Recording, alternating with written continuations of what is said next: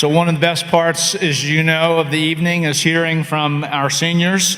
I'd like to ask seniors Mark, Floyd, and then Devin Rundberg to come up respectively.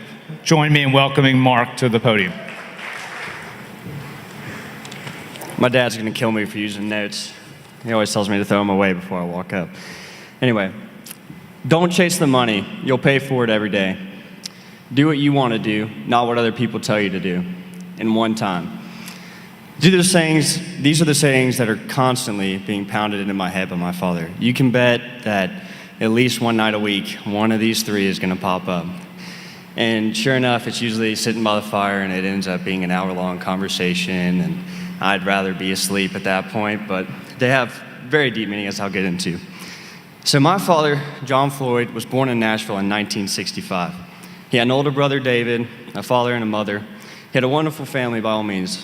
One day, well before my father was in high school, I believe he was about 12, my grandfather left a note on the kitchen table when he left. He said he wasn't coming back. He left for another woman. He left 2 kids and a wife with hardly anything. So my father, his brother, and my grandmother all decided to get to work. My father and my uncle started a lawn care company in high school. They worked every weekend, daylight to dawn, and they actually missed school on Thursdays to go to work. My grandmother ended up being a realtor and later founding a company for land management. So from a young age, my dad wanted to be a lawyer. Now, I know there's probably a lot of lawyers in here, and I have no clue why anyone would want to be a lawyer. But my dad was 15 when he checked a book out from the Green Hills Library, and that was what he wanted to do. And since then, he went to UT undergrad and UT Law School. He worked hard from there. So after college, he got a good job at one of the large firms in town, and he was doing well.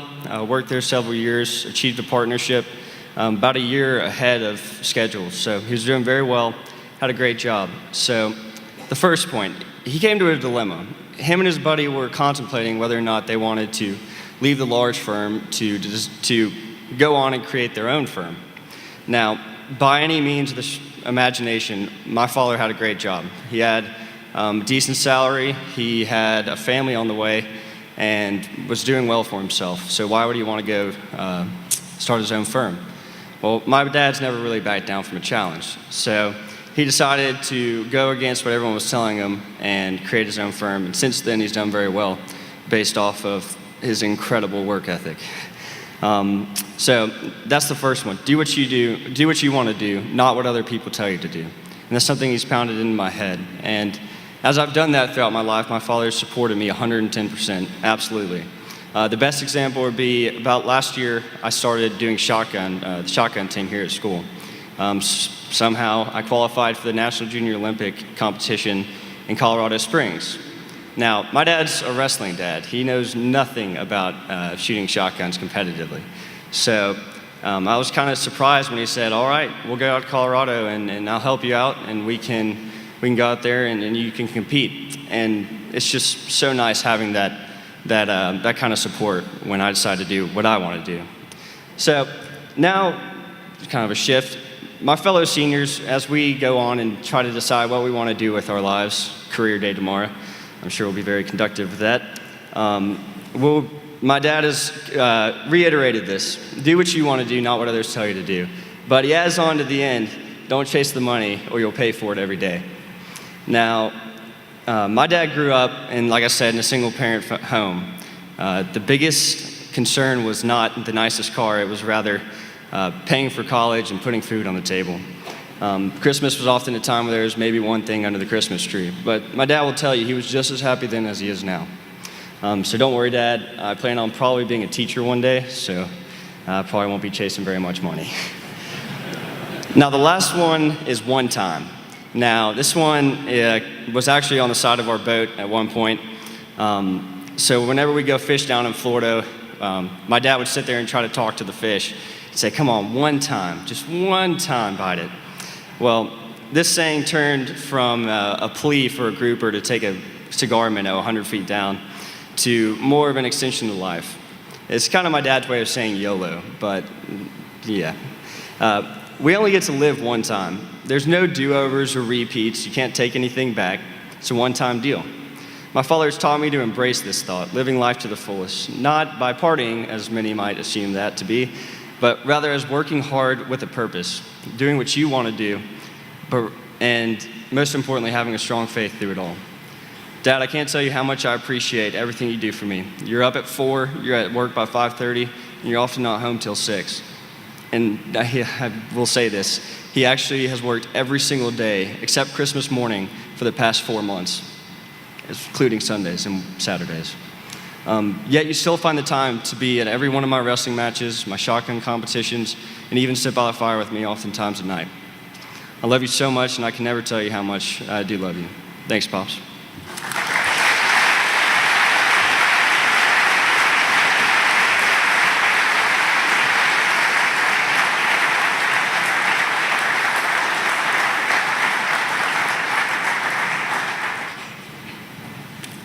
Good evening. For those of you who don't know me, my name is Devin Rundberg. And if you still don't know that name, I'm the one they talk about in class meetings about cutting your hair. NBA has been a place I've grown up with because of my father, Steve Rundberg. And for those of you wondering, yes, my dad is the jazz band teacher here. I can't possibly tell you how many times I've been asked that since I started in NBA here at 7th grade. And I've probably been asked that from the day I started till probably only a few days ago. Somehow the fact that we have the same Rundberg last name and look alike doesn't quite do it for most people. I thought I'd start off today by putting a few rumors to rest about me and the rest of the Rundberg family. To begin, my dad is a fairly quiet person at times, and most of the time actually. And opposite to popular belief, he does not play saxophone 24/7 at our house. Nor does he make me practice in the basement for hours on end. Secondly, as many of the jazz band students know, the Rundberg School of Music, as much as we would all like to see a school on the beach someday, is not genuinely on his agenda to create because, as he likes to say, funding is not going to plan. Lastly, I've heard many impersonations of my father and of his persona. And I would like to say that none of you have been able to get it right. My dad does not sound like how any of y'all think he does. But even with all these rumors and mystical stories of saxophones in the Rundberg house, my dad is the reason I've been able to go to a place so esteemed as NBA. For all my life, NBA has been viewed as a goal for me in my mind. My dad has been working here for longer than some of the other teachers have been alive. And the school always felt to me like a place where I could become the man that my father is. While I can safely say my saxophone skills may never equal his, Mr. Rundberg, as you all know him, has taught me most everything I know.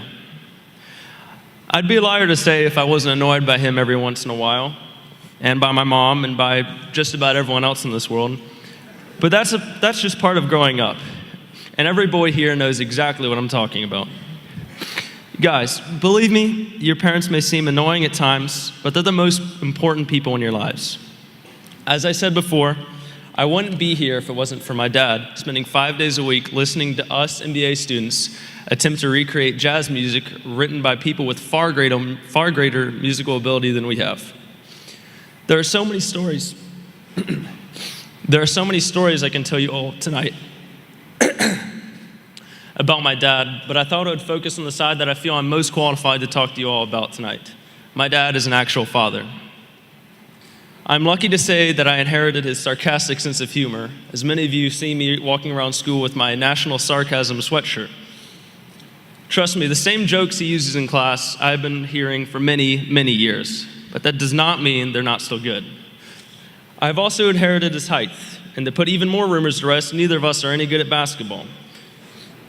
Apart from that, he's instilled in me a love of music, nature, hiking, camping, driving, backpacking, talking way too much, being way too silent as well, and corny jokes, and many, many more things that I can't even hardly list today. He often comes to my room, and after naming my agenda of the day for me, he will offer help. And as we grow older, we rely less and less on our parents to provide us with this help. but every single one of us in this room has and will need our Father's help. Being a boy is easy. Being a man is hard.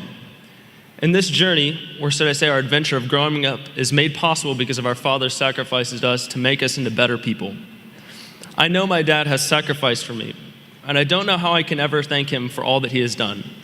From holding me in the earliest moments of my life that I can remember, to buying the car that drove me to this very school today. My dad has provided me with everything he can, and hopefully someday I can live up to the type of man that Mr. Rundberg is. Dad, it's hard putting up with a son who wears weird clothes all the time and who always talks about soccer. But I'd like you to know that I love you, and I'm so appreciative for everything you have done for me. Thank you.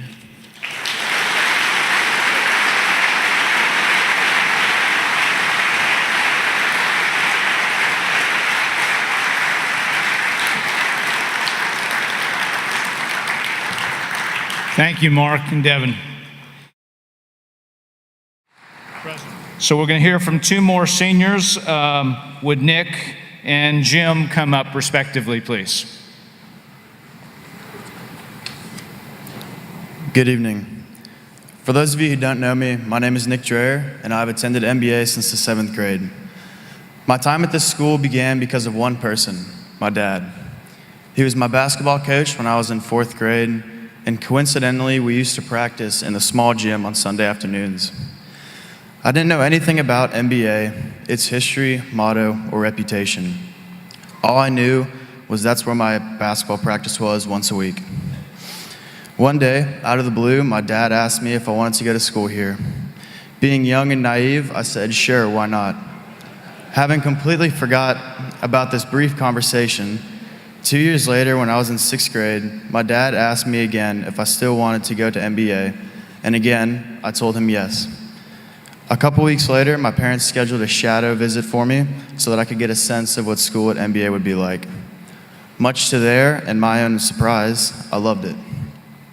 I came home and told them what an incredible experience I had had and that I wanted to enroll.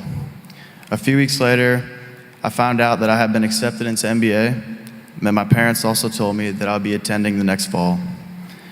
I understand that sending me to MBA was probably one of the hardest and biggest financial investments that my dad has ever made. It's not easy supporting a wife, 3 kids who all attend private schools, managing a house and running a business, but somehow my dad makes it work. He never lets the grass get too long or the cars get too dirty. He stays on top of all the little things while at the same time managing all the big things.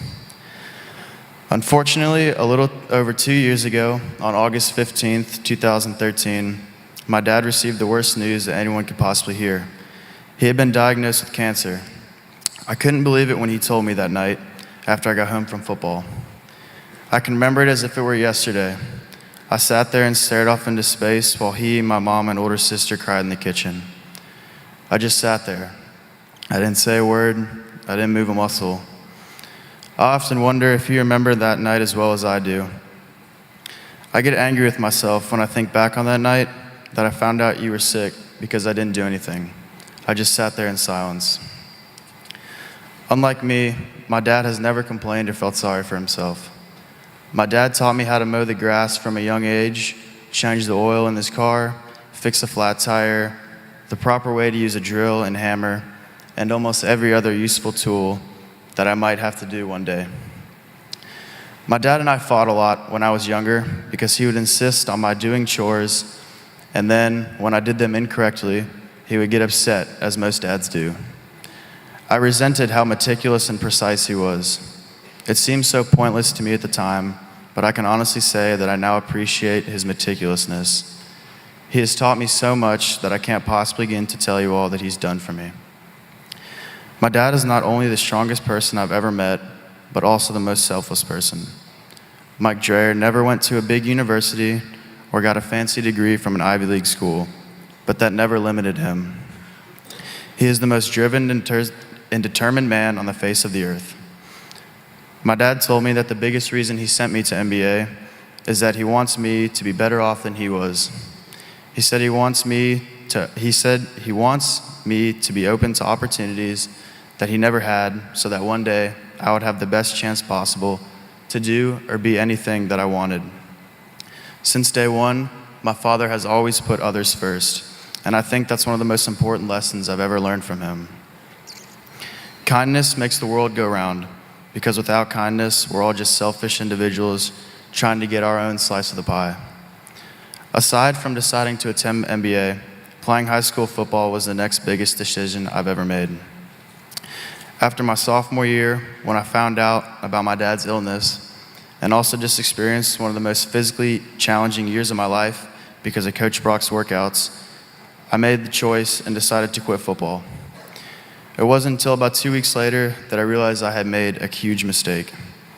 I didn't go back and rejoin the team because I loved football or had a passion to play, or not even because I was good, which I wasn't.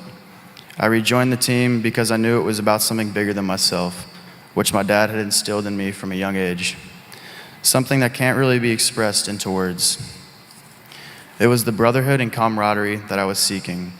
I was looking for something that was going to push me and make me grow into a better person.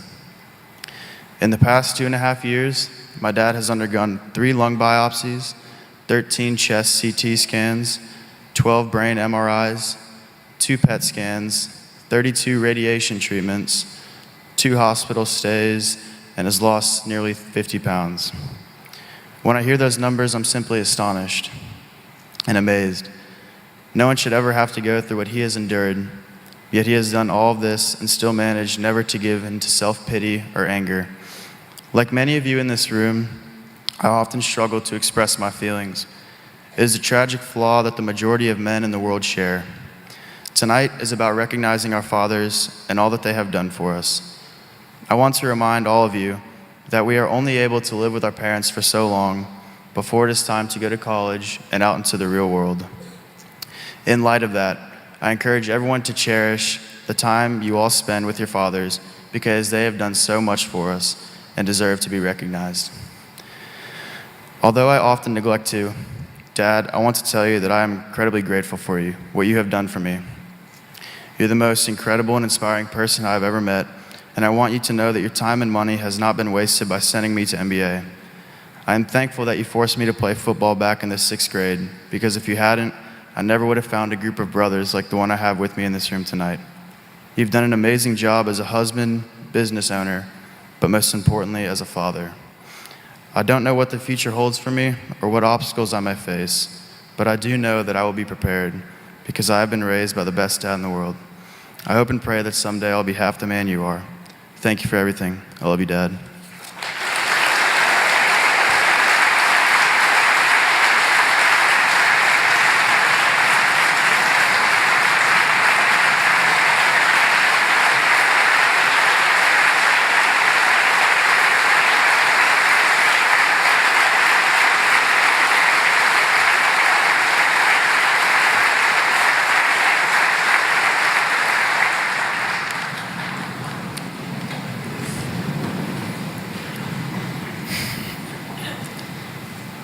If you don't know my father, you have never been to an NBA sporting event, or you are probably hard at hearing. He constantly yells at every play. He yells at refs mostly. Every time he does, he says, "I'm just helping him make the right call." 3 characteristics that describe my father are loud, loud, and louder. He's even like this at Tennessee football games when he calls the penalties so everyone around us knows what the call is. His sneezes are even loud enough for everyone in the mile radius to hear it. No one can get used to it, even when they know it's coming. It makes you jump every time. But as many of you also know, my father is a very humble and passionate man. My father works very hard to put my siblings and me through school and give us many privileges we have.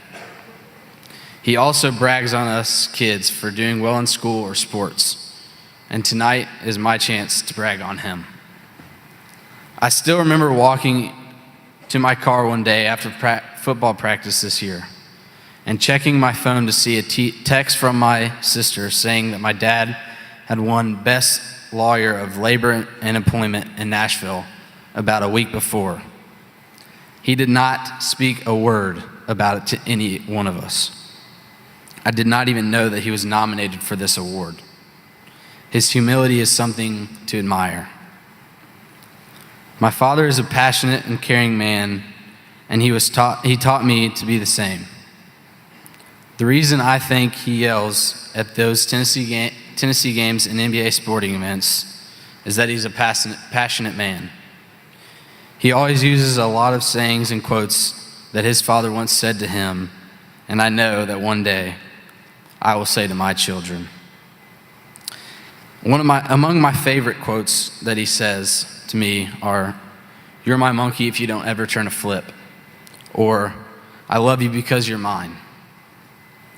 These both mean to me that it does not matter how I perform or what I do, I will always be loved because I am his. My father has proven throughout the years how to be strong in the NBA community. This is the third father-son dinner which he has been spoken about. My two brothers before me were asked to speak on my father, and I am honored and humbled to follow up after them. The fact that my father's actions have inspired 3 speeches about him means a great deal. Staying faithful to the NBA community has been one of my father's priorities since 2003 when my brother Kyle first came here.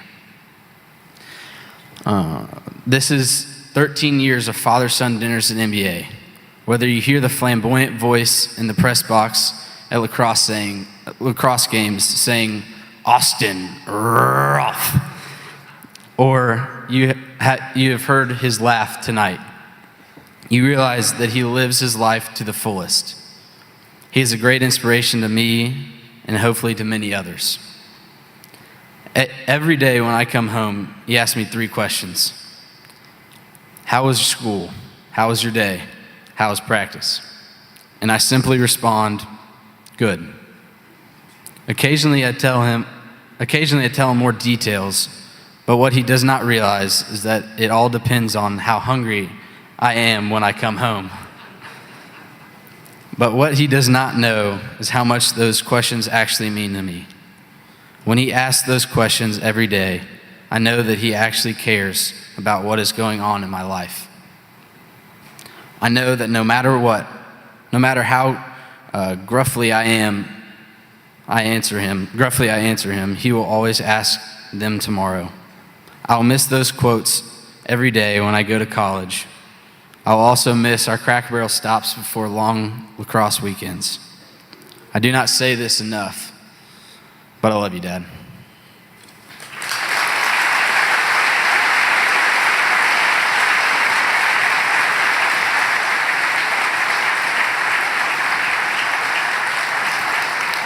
Thank you. Thank you, Nick and Jim. Another generous act the Fathers Club does each year is recognize 2 teachers. I'd like to ask Dan Cooper and Michael Morrow, please, to come up now, and I'll tell you a little bit about both of them as they come up. Dan grew up in New York and attended Hartwick College, where he played varsity lacrosse. He has also played in the Canadian American Professional Lacrosse League. Dan began his career at NBA in 1999 as our 8th grade lacrosse coach. He soon transitioned into a full-time math teacher in the junior school, as well as continued his coaching. He's coached football and crew as well as lacrosse. Michael Morrow, also on my right, graduated from the College of the Holy Cross, received an MS at Notre Dame University and a PhD from George Washington University. He and his wife, Lisa, have 2 children. Their son, Jack, will be a 7th grader at NBA next year. He's also here tonight. And Michael teaches chemistry and works with our Science Olympiad program. I am proud to present both of them with this gift from the Fathers Club and to recognize them tonight. Please join me in thanking and congratulating them.